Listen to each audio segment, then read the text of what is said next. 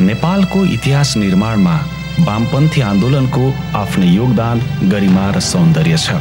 नेपालका हरेक लोकतान्त्रिक आन्दोलनहरूमा वामपन्थी शक्तिले ठूलो बलिदानको गाथा रचेको छ। आज संघीय गणतान्त्रिक नेपालमा वामपन्थी पार्टीको 2/3 सरकार छ। यो सरकार निर्माणसम्मको लामो यात्रामा हजारौं व्यक्ति, गाउँ र क्षेत्रले रक्तरञ्जित सङ्घर्ष गरेका छन्। यस्तै सङ्घर्ष र वीरताको पर्याय बनेको भूगोल हो थवाङ गाउँ।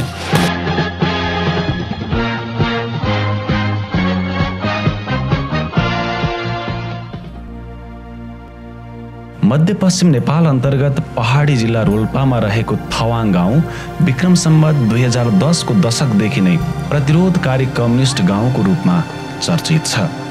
विगत 60 वर्षदेखिको वीरतापूर्ण विद्रोहको एकमात्र साक्षी हुन् 85 वर्षीय बर्मन बुढा।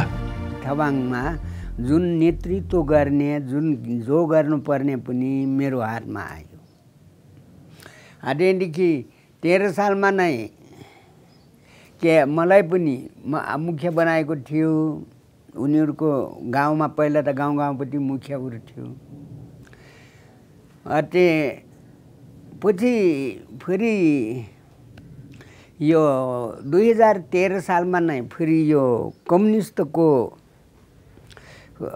मान्छेहरू, यो जस्तै यो अहिले मोहन विक्रम छ नि, मोहन विक्रमहरू पनि त्यसै उहाँ थवाङमा गएर यो पार्टी खोलिदियो, किसान सङ्घबाट चलाउने भनेर त्यस बेलामा प्रतिबन्ध लगाएको थियो। थवाङले आफ्नो विद्रोही र गर्विलो इतिहास मात्र निर्माण गरेन, समग्र रोल्पा जिल्लामा नै कम्युनिस्टको बिउ रोप्ने स्थल समेत बन्न पुग्यो।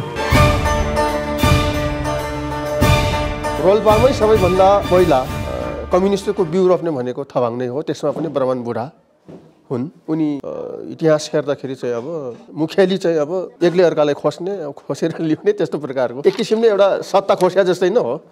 त्यो बेलामा यहाँ सङ्घर्ष हुँदाखेरि चाहिँ अब प्युठान जेलमा गए। जेलमा गइसकेपछि मोहन विक्रम पनि जेलमा थिए। उनीसँग सम्पर्क भयो। सम्पर्क भइसकेपछि यहाँ रोल्पामा सबैभन्दा पहिला थवाङमा कम्युनिस्टको बिजारोपण भयो। विक्रम सम्वत 2015 सालदेखि न्याय र समानताका लागि सङ्घर्ष गरेको थवाङले पञ्चायत कालभरि नै बहिष्कारपूर्ण आन्दोलनको मोर्चा सम्हालिरह्यो। त्यसैगरी नेपालको परम्परागत समाजमा उथलपुथलकारी परिवर्तन ल्याउन सफल माओवादी सशस्त्र विद्रोहको उद्गम थलो पनि बन्न पुग्यो थवाङ गाउँ। गणतन्त्र, संघीयता र समावेशिताको प्राप्ति पश्चात थवाङ आफ्नो क्रान्तिकारी इतिहासलाई आत्मसात गर्दै देशले लक्षित गरेको समृद्धिको यात्रामा अग्रसर भइरहेको छ। शहीद गाउँ पनि भन्ने र पनि चिनिने गरिन्छ। जस्तै मिरुल, उवा, थवाङमा जुन रेसियोमा चाहिँ अब चाहिँ ठुलो बलिदान भएको छ हैन। यस अर्थमा चाहिँ यसलाई विद्रोही गाउँ भनेर पनि मान्छेले चिन्ने गर्छन्। तर अब सारमा चाहिँ यहाँका जनताले चाहिँ त्यो विद्रोही गाउँकै रूप भन्दा पनि अब चाहिँ अधिकारको लागि विद्रोह गरेका थिए र त्यसबाट प्राप्त अहिलेको अब सङ्घीय व्यवस्था हो र जुन व्यवस्थामा हामी छौँ र अब चाहिँ यहाँका जनताले परिवर्तन चाहन्छन् र अब चाहिँ विकास चाहन्छन्। स्थानीय मगर खाम भाषाको आधारमा थवाङ भन्नाले थाथलो भन्ने बुझिन्छ। खाम भाषामा चाहिँ अब थ भनेको अब चाहिँ के अरे त अब थालथलो भने जस्तै अब चाहिँ आफूले अब पाइला टेक्ने ठाउँ भने जस्तै र अब बाङ भनेपछि चौर भनेपछि यहाँको चौरोमा चाहिँ यहाँ अब टेकिएको भनौँ न, जिजु ब्राजु भनौँ न, अब चाहिँ पुर्ख्यौलीहरू यहाँ चाहिँ अब बसेको भनेर चाहिँ यस अर्थमा चाहिँ अब चाहिँ थवाङ भनेर यसको नाम रहेको यो बुझिन्छ। स्थानीय तहको पुनर्संरचना पश्चात थवाङ क्षेत्र थवाङ गाउँपालिकामा रूपान्तरित भएको छ। साबिकका थवाङ, मिरुल र उवा गाउँ विकास समितिहरू समेटेर निर्माण गरिएको थवाङ गाउँपालिकामा हाल 5 वटा ओडाहरूमा विभक्त छ। समुद्र सतहदेखि करिब 1810 मिटर भन्दा माथि फैलिएको यो गाउँपालिकाको पूर्वमा सुनसरी गाउँपालिका, पश्चिममा दुईखोली गाउँपालिका, उत्तरमा रुकुम जिल्ला र दक्षिणमा रोल्पा नगरपालिका तथा सुनसहरी गाउँपालिका पर्दछन्। 191.07 वर्ग किलोमिटर क्षेत्रफलमा फैलिएको थवाङ गाउँपालिकामा विक्रम सम्वत 2068 सालको जनगणना अनुसार 10,879 जनसङ्ख्या रहेको छ। थवाङ गाउँपालिकामा कृषि तथा पर्यटनको प्रचुर सम्भावना छ। यो गाउँपालिका रोल्पा जिल्लाकै सबैभन्दा राम्रो आलु उत्पादन हुने क्षेत्र हो। त्यसैगरी यहाँ रहेको जलजला पहाडलाई नेपाल सरकारले 100औं पर्यटकीय गन्तव्यभित्र समावेश गरेको छ।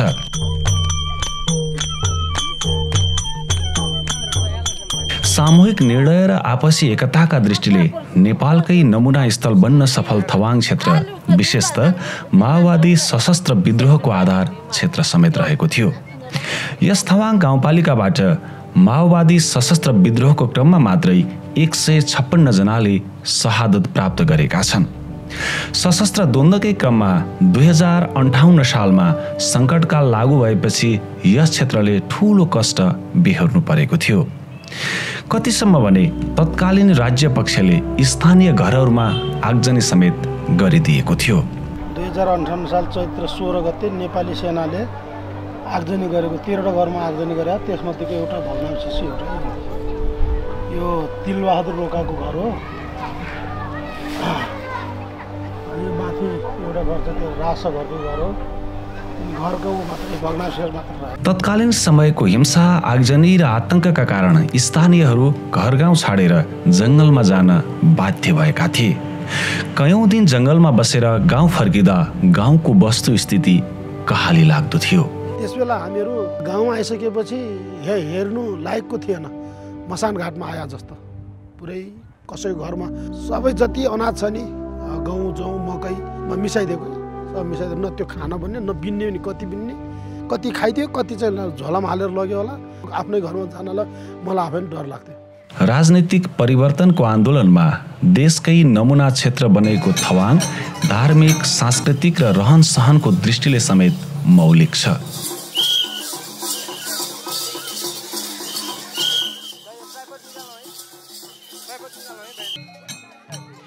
प्रकृति पूजक मगर समुदायको बाहुल्यता रहेको थवाङमा मगर, ब्राह्मण, क्षेत्री, गुरुङ, थकाली, नेवार, कामी, दमाई लगायतका समुदायको बसोबास रहेको छ।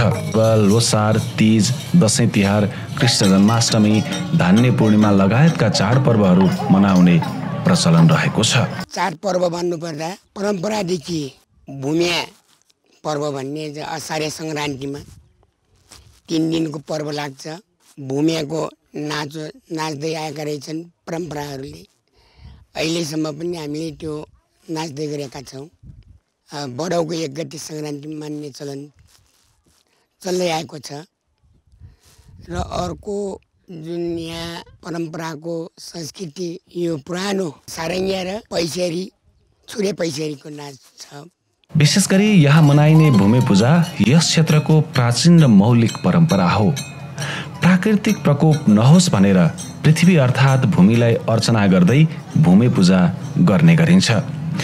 मूलतः असार महिनामा 1 हप्तासम्म गरिने भूमि पूजा उत्सवमा नाचिने नाच भूमि नाचको रूपमा समेत प्रसिद्ध छ। त्यसैगरी यहाँ प्रचलित रहेको नचारु पनि यहाँको अर्को मौलिक संस्कृति हो। चाडबाड, सन्तान प्राप्ति, विदेशिएको आफन्त घर फर्किएको क्षण लगायतका परम्परा र अवस्थाहरूमा नचारु नाच नाच्ने गरिन्छ। यो परम्परादेखि चाहिँ हामीहरू चाहिँ नचारु नाच यो हाम्रो महतदेखि उभ, यो थवाङदेखि उभ, तक्सरादेखि लिएर चाहिँ हाम्रो परम्परादेखि यो नचारु नाच छ। विभिन्न किसिमको नाच हुन्छ।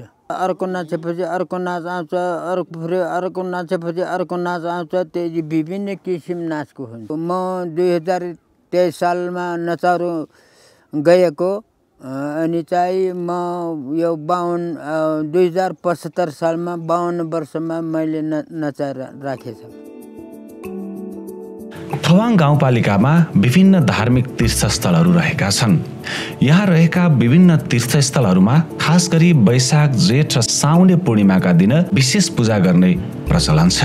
जलजला पहाडको खोजमा रहेको बराह मन्दिर र उक्त मन्दिरबाट करिब 500 मिटर दक्षिणमा रहेको भामापुप गुफा यस गाउँपालिकाको मुख्य तीर्थस्थल हो। बराह मन्दिर तथा गुफामा पूजा अर्चना गर्दा निसन्तानलाई सन्तान प्राप्त हुन्छ भन्ने जनविश्वास रहँदै आएको छ। यस जलजला क्षेत्रमा बराह, बजु र झाँक्रीका 3 मन्दिरहरू छन्। यी मन्दिरहरूमा मूलतः भेडा र कुखुराको बलि दिने गरिन्छ। बारबाई बराह पूजाको कैलो बराह, सहदेव बराह, जेठो बराह, कैलो बराह, माइलो बराह, फेरि अब बजु बराह, यति हामी बारबाई बराहहरूको पूजा गर्छौँ। वैशाखी पूर्णिमा लाग्छ, जेठासी पूर्णिमा लाग्छ, रक्षाबन्धन पूर्णिमा लाग्छ। 3 पूर्णिमा ठुलो भव्य मेला लाग्छ। शीतोष्ण र समशीतोष्ण हावापानी रहेको यस गाउँपालिकामा जौ, गहुँ, मकै, आलु र गोबी लगायतका बालीहरू उत्पादन हुने गर्दछन्। पशुपालनतर्फ यस गाउँपालिकामा भेडा, बाख्रा, घोडा, खच्चर, गाई, भैँसी, बङ्गुर र कुखुरा लगायतका पशुपक्षीहरू पालिन्छन्। गाउँपालिकाले कृषि क्षेत्रलाई आधुनिकीकरण गर्दै व्यावसायिक कृषि उत्पादनलाई जोड दिइरहेको छ, जस अनुरूप युवाहरूलाई कृषितर्फ आकर्षित गर्न विभिन्न कार्यक्रम सँगसँगै पकेट तथा जोन क्षेत्र घोषणा र कार्यान्वयन भइरहेका छन्। मान्छे विदेश थाइडी मुलुक जानु बाहेकहरूको थिएन। जस्तै यहाँ चाहिँ अब इन्टर क्लियर अब आइए बिए पढेर पनि मान्छेहरू बेरोजगार थिए, त्यो छन् पनि अझै पनि विद्यमान। तर अब यसलाई चाहिँ अब मान्छेले एउटा चाहिँ रोजगारी, कृषि क्षेत्रलाई चाहिँ अलिकति आधुनिकीकरण गरेर फर्महरू खोलेर यसमा चाहिँ बजेटिङ गरेर चाहिँ युवालाई यता चाहिँ ओरिएन्टेसन गर्ने चाहिँ अब बढीभन्दा बढी प्रयास अब गरिराखेको छु। आलु जोन त्यसको लागि समूहहरू गठन भइरहेछ। गाउँपालिकाले 1 वडा 1 कृषि प्राविधिकीय जो रणनीति ल्याएको छ त्यसको लागि विशेष गरेर यहाँको समुदायहरूको नै भनेको कृषि नै हो। कृषिलाई चाहिँ अनि व्यापक रूपमा अहिले भर्खरै स्याउको चाहिँ ऊ पनि अब रोप्न सुरु गरिरहेछन् र डाँटियाउखोर र यहाँ विशेष गरेर जडीबुटीको हिसाबमा टिमोर अनि त्यसपछि सटुवा पनि हुन्छ भन्ने छ। त्यसो हुँदाखेरि अनुसन्धान लागिरहेछ। अगुवा कृषकहरूलाई चाहिँ मैले तपाईँहरूलाई अनुसन्धान गरिरहनुहोस् अब चाहिँ हामी चाहिँ त्यसको लागि चाहिँ सहयोग गर्नुपर्छ भन्ने कुराहरू हामीले पनि वाडाले पनि त्यतिकै सहयोग गर्छौँ। कृषि क्षेत्रलाई पनि अझ अगाडि बढाउनको निम्ति यसको अब पकेट अनि ब्लक क्षेत्र नै निर्माण गरेर अगाडि जाने अब हाम्रो तयारी रहेको छ। के अरे अब प्रधानमन्त्री कृषि आधुनिकीकरण के अरे अब चाहिँ परियोजनाबाट चाहिँ अब त्यो कार्यक्रम रहेको छ। यद्यपि यो वर्ष चाहिँ त्यो शीर्षकमा अलिकति बजेट नभएको हुँदाखेरि अलिकति अबसम्म त्यसको पर्खाइमा छौँ। यद्यपि अब हामीले त्यसलाई फेरि निरन्तर ढङ्गले अगाडि लैजाने अब हाम्रो कार्यक्रम रहेको छ। गाउँपालिकाले अन्डा, मासु, तरकारी र खाद्यान्नमा आत्मनिर्भर हुने अवधारणा अगाडि सारेको छ। त्यसै गरी एक घर एक बिरुवा कीटनाशक औषधि प्रयोगलाई निरुत्साहित, व्यवस्थित बजारीकरण वा बजार व्यवस्थापन, कोल्ड स्टोर निर्माण लगायतका कार्यक्रमहरूलाई गाउँपालिकाले कार्यान्वयन गर्दै जाने नीति बनाएको छ। थवाङको भूगोल र हावापानीका कारण विश्व बजारमा नै महत्त्वपूर्ण अर्थ राख्ने कृषि उत्पादनहरूको प्रचुर सम्भावना छ। टोफल भनेको जमिनभित्र कुनै रुख अब विशेष अब प्रजातिको त्यो जरामा अब लाग्ने हो र त्यो अत्यधिक अब बास्नादार हुन्छ, अत्यधिक अब टेस्टी पनि। तपाईँले त्यो अलिकति पनि त्यसको अब टुक्रा जति अब खानेकुराहरू तपाईँहरूले अब कन्जम गर्छौँ, उपभोग गर्छौँ, त्यसमा मिसाइदिनुहोस्। त्यसको बास्ना अब टेस्टी एकदम अब कल्पना गर्न नसकिने त्यस्तो चाहिँ बनाइदिन्छ। थवाङ गाउँपालिका पर्यटनको केन्द्र नै हो। यहाँको प्रकृति, धर्म, संस्कृति र रहन सहन नै पर्यटन भएछ। त्यसै गरी माओवादी सशस्त्र विद्रोहका क्रममा भएका युद्ध र उक्त युद्धहरूका अवशेषहरूसँग समेत पर्यटकीय सम्भाव्यता छ। युद्धको हिसाबले पनि युद्ध पर्यटन अनि चाहिँ यहाँको जैविक हिसाबले पनि अनि अब धार्मिक हिसाबले पनि यो सबै हेर्दाखेरि अब यसलाई लैजान सकिन्छ। तर यहाँको एउटा पुरानो खालको यो संस्कृति जुन छ, संस्कृतिहरूलाई पनि अब उजागर गर्दै जो चाहिँ अहिलेसम्म चाहिँ लोप हुँदै गइरहेको छ, यिनीहरूलाई पनि अब उजागर गर्दै अब यसलाई फेरि परिमार्जन गर्दै अगाडि बढाउन लगेपछि यहाँको चाहिँ अब पर्यटकीय उसमा चाहिँ सहयोग पुग्छ भन्ने मलाई लाग्छ। ठबाङ ऐतिहासिक गाउँ हो, यो ओपन म्युजियम नै हो। ऐतिहासिक गाउँ ठबाङ नमुना बस्ती विकास ले चाहिँ अब सजिएको चाहिँ गाउँ नै हो र एउटा चाहिँ अब यहाँको चाहिँ अब पुरानो चाहिँ ऐतिहासिक व्यक्तित्वहरू चाहिँ छन् हैन, जो कि अहिले जो जनगणतन्त्र चाहिँ अब को स्थापना भयो हैन, अब प्रचण्ड अब हरू चाहिँ अब माथि पुगे हैन, त्यहाँ पुर्याउनेसम्म चाहिँ अब को चाहिँ अब व्यक्तित्वहरू चाहिँ यहाँ छन् के, जस्तो अब ब्रह्माण्ड बुढाहरू हैन, त्यो बाहेक अरू व्यक्तित्वहरू पनि छन् हैन। त्यो हिसाबले अब त्यो व्यक्तिहरूसँग भेट्न, थबाङ गाउँलाई हेर्न, त्यसपछि त्यो सँगसँगै अब विगतको चाहिँ जो जनयुद्धको अवशेषहरू चाहिँ हेर्नको लागि जनकम्युनको चाहिँ अवशेष छ, त्यो चाहिँ अब धरामा परे पनि त्यो अहिले चाहिँ अब छ, त्यसको चाहिँ अवशेष चाहिँ छ राचिबाङमा, त्यसलाई पनि हेर्ने र एउटा चाहिँ अब ऐतिहासिक अब तत्कालीन चाहिँ अब माओवादीको चाहिँ अब बैठक जो फुन्टिबाङ बैठक भनेर चाहिँ चर्चित छ, अब त्यो स्थल पनि अब अझै पनि अब त्यो अवशेषकै रूपमा चाहिँ छ।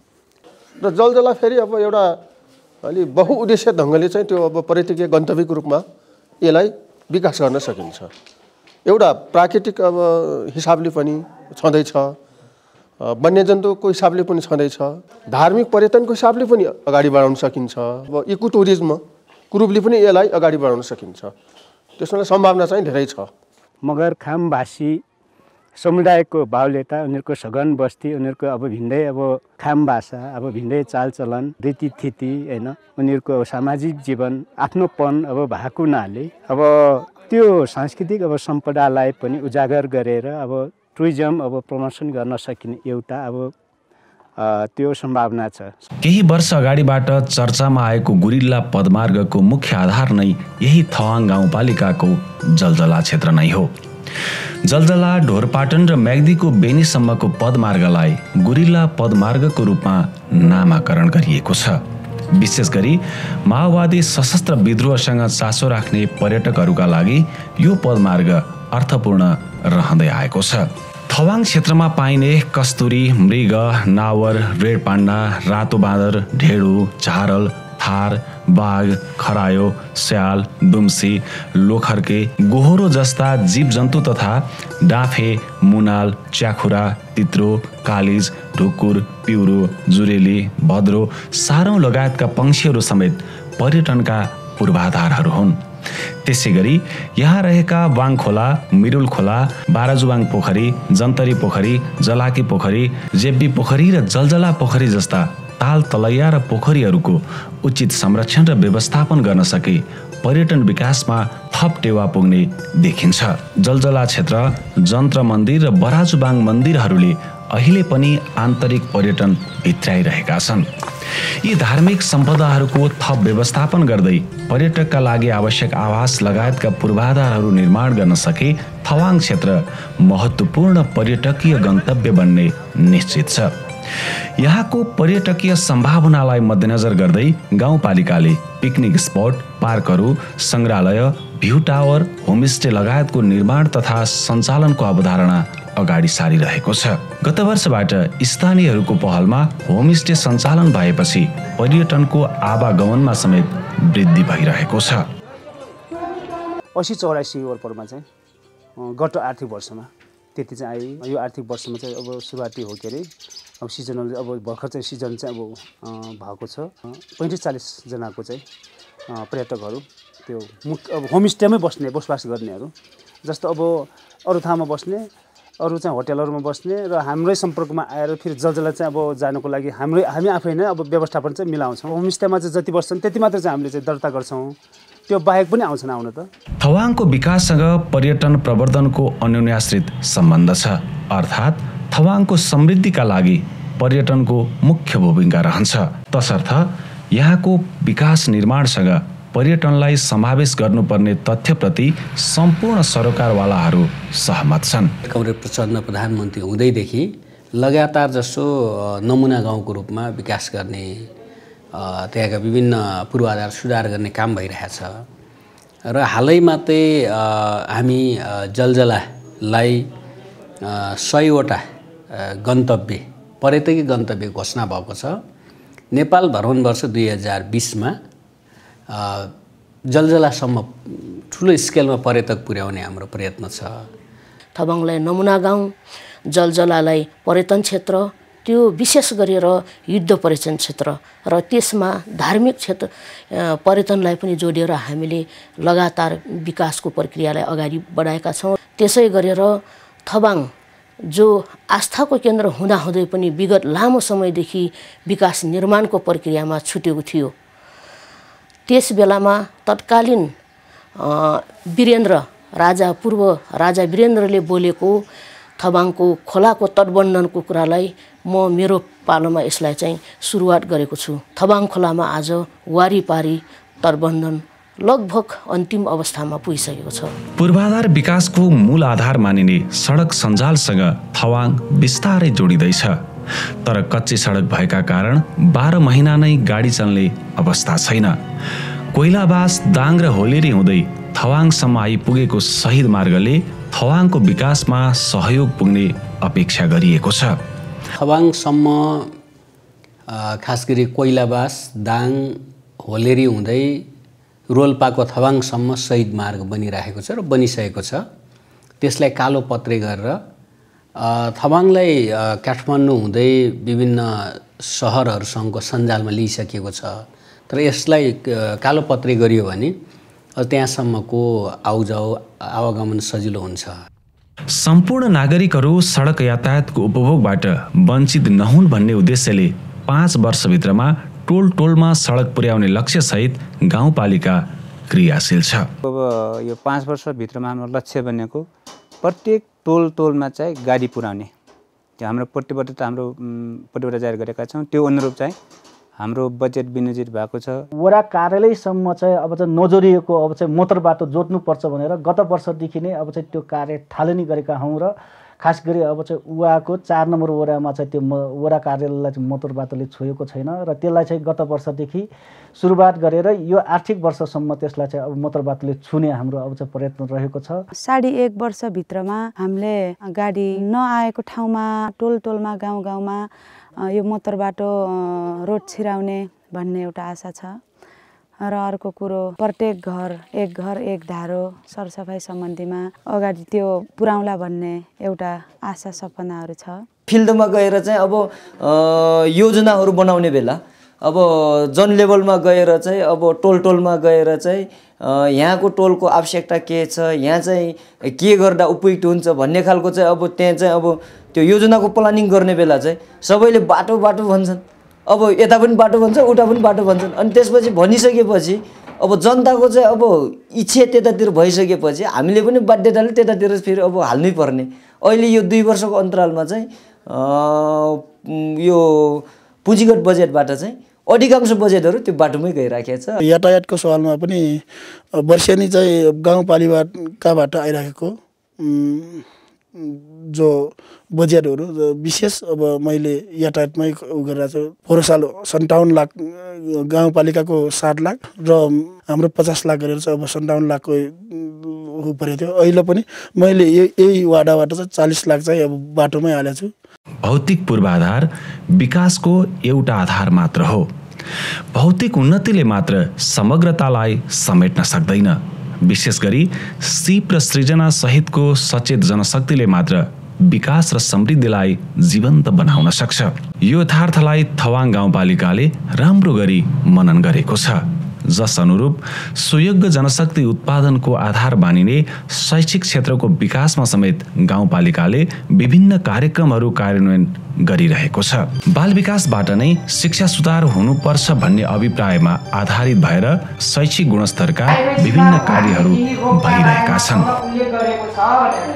जस्तै गाई भैँसीमा के कस्ता खालका रोगहरू लाग्दछ त भनेपछि क नम्बरमा दिएको छ बेगुटे रोग।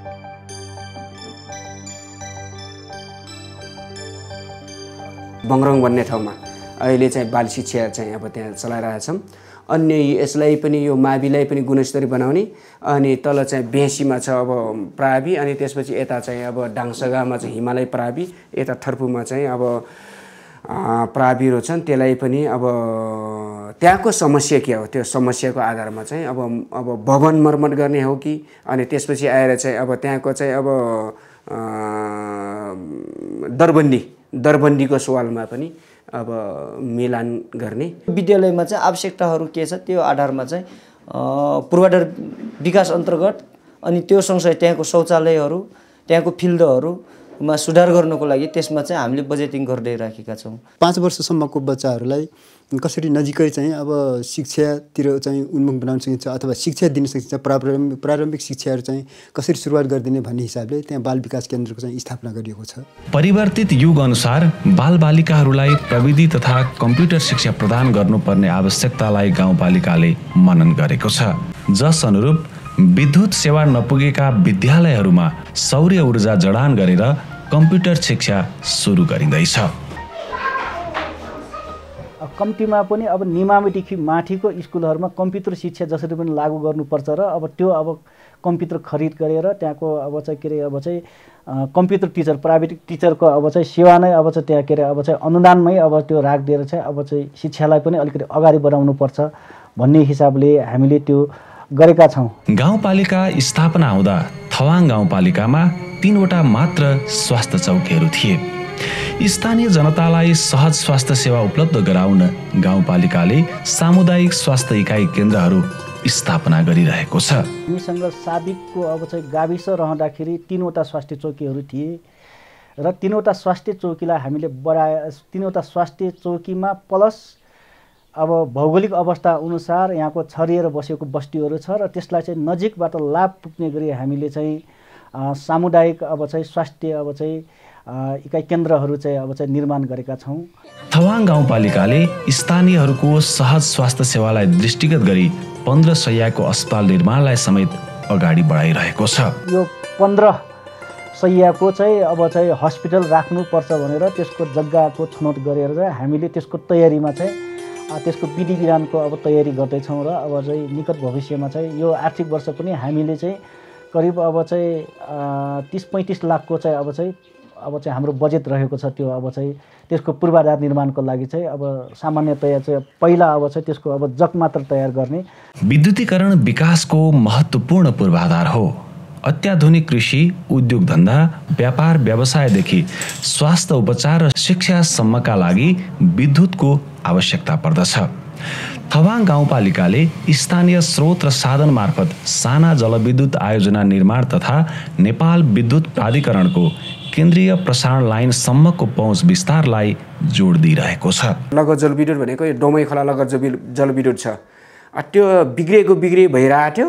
त्यसलाई चाहिँ हामी अब अलि नयाँ तरिकाले अगाडि बढाएर पाइप हाल्यौँ। अनि अब सधैँ हिउँदो पनि बिग्रियो हेर्नुहोस्। अहिले चाहिँ बर्खासम्म चलिरहेछ हेर्नुहोस्। वर्षाको टाइममा पनि चलिरहेछ। पाइप हालेर त्यो 11 लाखको चाहिँ योजना थियो, त्यो अहिले चलिरहेछ। अहिले चाहिँ हाम्रो यो ठाउँमा चाहिँ विद्युतले नभएको ठाउँ भनेको बङरङ, अनि त्यसपछि यता चाहिँ यो गोठबाङ र यो के अरे यता सिर्क्याङ र गोठबाङलाई चाहिँ अब एउटा प्राथमिक योजना चाहिँ अब सोचिरहेछौँ। अहिले चाहिँ बङरङमा 15 लाखको चाहिँ यो सङ्घीय सरकारबाट अनुदान त्यो चाहिँ परेको छ उसको विद्युतको लागि। जडीबुटीको प्रचुर सम्भावना रहेको थवाङ गाउँपालिकामा बाँझ, खस्रो, सिसौ, गुराँस, ओखर, साज, साल, पाङ, ठिङ्गो, चिउरी, टुनी, चाँप, काफल, सल्लो, उत्तिस, चिलाउने, कटुस लगायतका वनस्पतिहरू पाइन्छन्।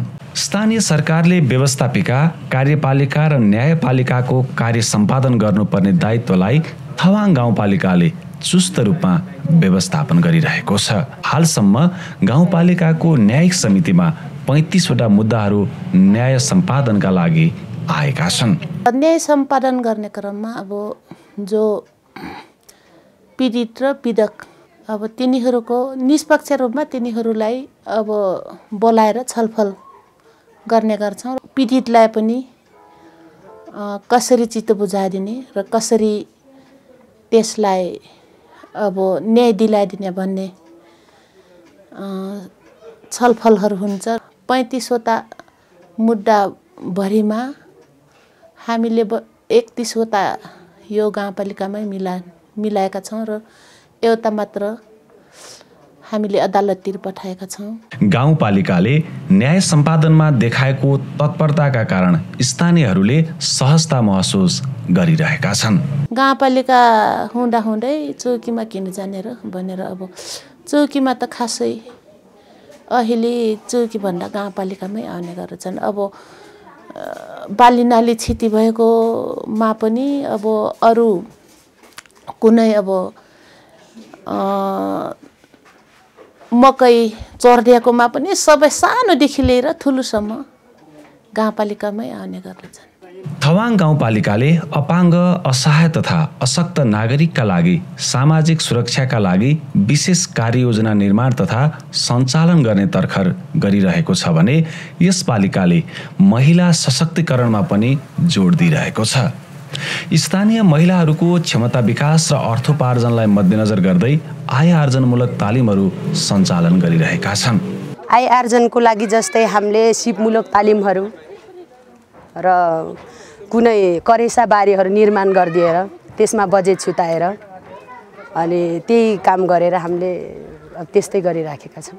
सहज रूपमा खानेपानीको उपलब्धता, हरेक वडामा खेल मैदान, युवा जनशक्तिलाई रोजगार प्रदान गर्न उत्पादनशील कार्यहरूको कार्यान्वयन लगायतका योजनाहरूमा जोड दिइरहेको यस गाउँपालिकाले कर्मचारी अभावका कारण सहज रूपमा कार्य सम्पादन गर्न सकिरहेको छैन।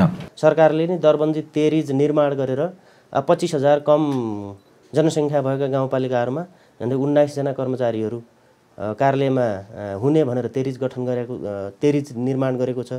हामी अहिले पनि 2-3 जना मात्रै कर्मचारीहरूले यो 2 वर्ष प्लस भइसक्यो गाउँ कार्यपालिकाको कार्यालय चलाइरहेका छौँ। थवाङ गाउँपालिकाले प्राविधिक कर्मचारीहरूको अभाव झेलिरहेको छ, जसले स्थानीय सेवा प्रवाह र पूर्वाधार निर्माणमा समेत बाधा पुगिरहेको छ। थवाङ गाउँपालिकाले आफ्ना चुनौती, सम्भाव्यता, स्रोत र साधनलाई मध्यनजर गर्दै गुरुयोजना निर्माण गरिरहेको छ। उक्त गुरुयोजनाले निर्दिष्ट गरेका विषय र क्षेत्रका आधारमा समृद्ध थवाङ बनाउने सोच र सङ्कल्प सहित थवाङ गाउँपालिका अगाडि बढिरहेको छ। कर्मचारी र जनप्रतिनिधि बीचमा त्यसरी कार्यान्वयन गर्ने तहमा यद्यपि कर्मचारी साथीहरू आफ्नो जिम्मेवारी सँगसँगै अन्य शाखाका जिम्मेवारी वहन गर्नुपर्ने भावनाले हामीले अफिस समय 10 देखि 5 नभनिकन बिहान 6 बजेदेखि नै साँझ 8-9 बजेसम्म खट्नु भएको छ। यसले गर्दाखेरि जनप्रतिनिधिले आशा गरेका आशातीत कामहरू पनि भएको मैले महसुस गरेको छु। 1 वर्षको अवस्था हामी अलिकति अल्लमल्लको अवस्थाबाट हामी गुज्र्यौँ, किनकि यो आफैमा अब नयाँ अब चाहिँ व्यवस्था भएको हुँदाखेरि 75 को अब हामीले चाहिँ एउटा अब कार्य सम्पन्न गऱ्यौँ र अब चाहिँ जसबाट अब हुँदैन हामीले एउटा खालको अब चाहिँ भिलेज प्रोफाइल तयार गरेर हामीले अब चाहिँ पञ्चवर्षीय अब गुरु योजनाका साथ अगाडि बढ्नुपर्छ भन्ने कुरोमा हाम्रो तयारी छ। थवाङसँग वीरता र बलिदान जोडिएको इतिहास छ। थवाङले रचेको वीरता सम्पूर्ण न्यायप्रेमीहरूको जीवन्त इतिहास हो, जसको जगमा नेपालमा ठुलठुला परिवर्तनहरू सम्भव भए। अब थवाङ विकास र समृद्धिको मार्गमा अग्रसर भइरहेको छ। तसर्थ थवाङले चालेका हरेक कदमहरूमा सम्पूर्ण सरकारवालाहरूले सद्भाव र सहयोग गर्न सके मात्र थवाङको त्याग र बलिदानको सम्मान हुनेछ।